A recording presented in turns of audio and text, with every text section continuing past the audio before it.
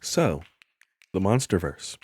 It has about 5 films, the fifth one coming out really soon, and a whole bunch of other projects, comics, and and a Monarch TV series, which I actually very much enjoyed.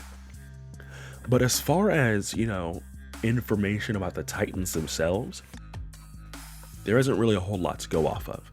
So I propose a series of origin films or miniseries about key Titans that exist in the MonsterVerse. Dagon, Ghidorah, Mothra, Rodan, the Kongs.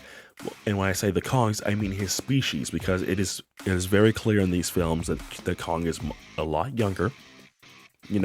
He's still very much growing into his own, and by the time we get to him, I'm pretty sure in the new Empire, this is probably about as big as he's gonna get. And if they decide that he grows even more past that, sure. But this project was meant to be a whole lot longer. And I've run into so many different problems and issues. Having to reconfigure my background footage. It was Man in the Suit before, but because I don't want to use other people's stuff and everything to do with the Man in the Suit, I didn't want to use other people's stuff, so I decided to pull in Exoprimal, which is the closest I have to gameplay footage of anything to do with monsters or anything like that. And besides, it's just fun background.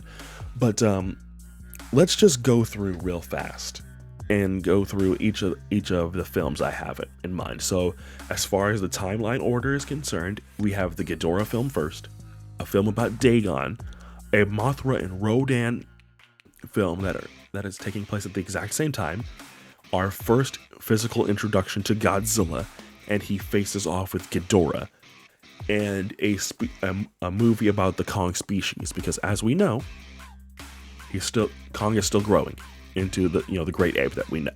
So as far as it's concerned, I have general ideas about what these projects could be. So let's get started with Dagon, the one before.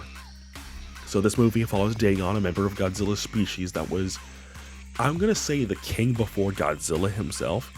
And while Godzilla does appear multiple times, he's not in charge, it is hinted at that he's the next in line. And animators like Baryonyx have taken on the prospect of Dagon being a father figure for Godzilla. In fact, that is the plot that Baryonyx uses. I'm going to modify this in a way to where Dagon is not straight up Godzilla's father, but a surrogate father. And it's like, the cool uncle, right? That's not really your uncle. And he's teaching Godzilla the importance of leadership and how much of a responsibility this is.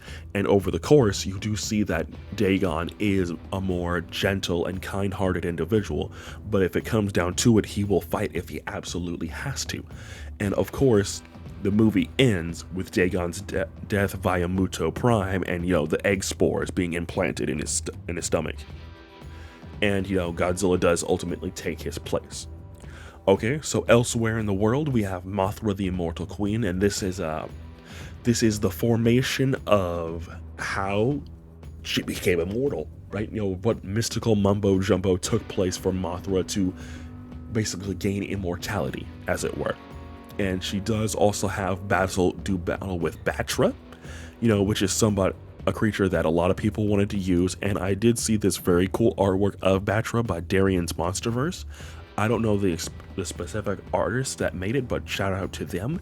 And I'll put a link in the description to Darian's MonsterVerse. I don't know what this is, but I may actually end up looking into that myself. It looks really, really cool from what I've seen. Okay, so that movie and the Mothra film ends with the start of Godzilla and Mothra's symbiotic relationship, and maybe there's a start of a battle in which both Mothra and Godzilla fight together, albeit accidentally, but they fight together. Okay, so elsewhere in the world, apart from Mothra, at the same exact time, we have Rodan, Birth of Fire. Now, ultimately, this film, I'm not sure what you can really do with it, but an idea I had is, eventually, we end up with the lava rock Rodan that we have. Ultimately, maybe he can have a rival in the form of another, flying titan species like this guy right here from my novel. Maybe not exactly like this dude, but something like it that's like a rival alpha to Rodan, much like Godzilla's species and Kong species are rival alphas to each other. You can have this species of flyer be a rival species to Rodan's species of creature. And I'm saying species a lot. Okay, so that could be something that's really fun, and ultimately Rodan ends up in a volcano of some kind. Okay, so we have that one. And Ghidorah, the one who is mini, this one takes place, this is the first in the timeline. I don't know if I said that already, I probably did. But this is a younger, more inexperienced Ghidorah, and much like Godzilla in the Dagon film, Ghidorah is learning more and more about himself. Maybe this starts with just the middle head, and over the course of the film, he gets the second and third head, he gets bigger wings, he gets the second tail. And maybe there's just the trials of Ghidorah, as he gets stronger, more and more abilities are added to him. Maybe you can have him terrorizing a couple of planets, and ultimately his film ending with him flying to Earth. Alright, so maybe something like that. Now, we can really play around with this. I don't really know specific details, but maybe you guys can help me out in the comment section. Now, we have Godzilla versus Ghidorah. Battle for Earth. Now, this is a spiritual retelling of one of the old Toho films, of which the title is lost on me at the moment. I'm recording this at like 1:30 in the morning, but you guys know which one. And this is, this one takes place on prehistoric Earth. Godzilla and Mothra, along with Rodan, who was awakened by Godzilla to swear allegiance. I mentioned this earlier in the video, but it's in this film where we get the start of relationships. And, Godzilla, Mothra, and new ally Rodan all fight Ghidorah with varying degrees of success and failure. Mothra is killed for the first time since the formation of, her symbiotic relationship with Godzilla. And also, small detail, he is aware of her immortality. So while he is still distressed that she died, maybe you can have his pain roar be heard when she dies. And while, yes, he is aware of the immortality, he still doesn't like watching his queen die, as it were. And Rodan is left critically injured.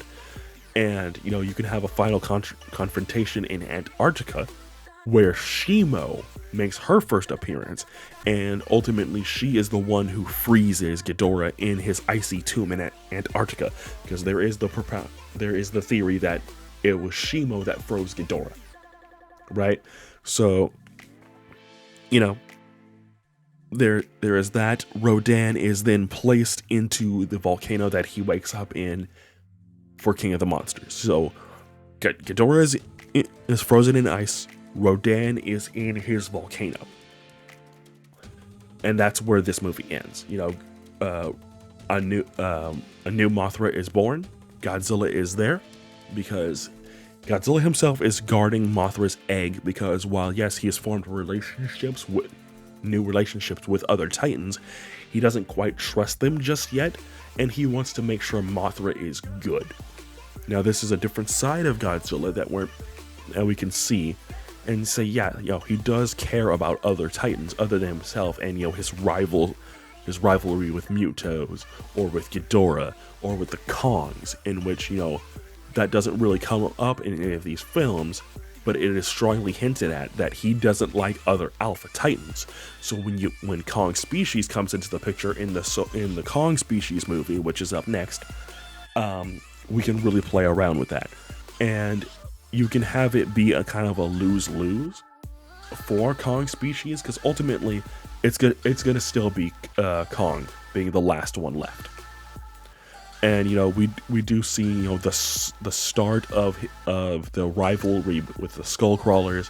Kong's parents are here. They do still die like they did in Rise of Kong, and you do get to see Godzilla species and Kong species fight at some point during this. So you have the Titan War and the beginnings of the rivalry between Kong species and the skull crawlers.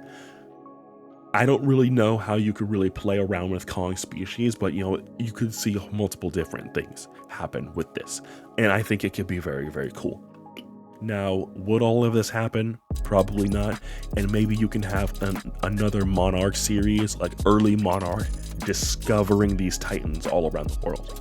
Let's bring up this image by MindKey right here that showcases where all of the Titans were early on. I think this video was made in like 2013 or 2014. Not 2013, like 2019, somewhere around there. So, you can have something like that be the case. And then also have like, hey, with every episode, we're discovering a new Titan. We're discovering, this or that. It could be really fun. All right, so that's it. Let me know in the comment section below what other ideas you have that we could possibly expand on this. This is a really fun project. It did take me a long time to edit. I was supposed to have this out a long time ago, but then I got sick. As you guys know, if you've been following my community tab, I got sick, and then I had to recover for a little while. I'm still kind of recovering a little bit right now, but I'm feeling well enough to actually get some work done. And yeah, let me know in the comment section below. What would you change or add to these ideas? Let me know in the comment section below. Leave a like, all that good stuff. And I'll see you guys in the next one. Have a good one.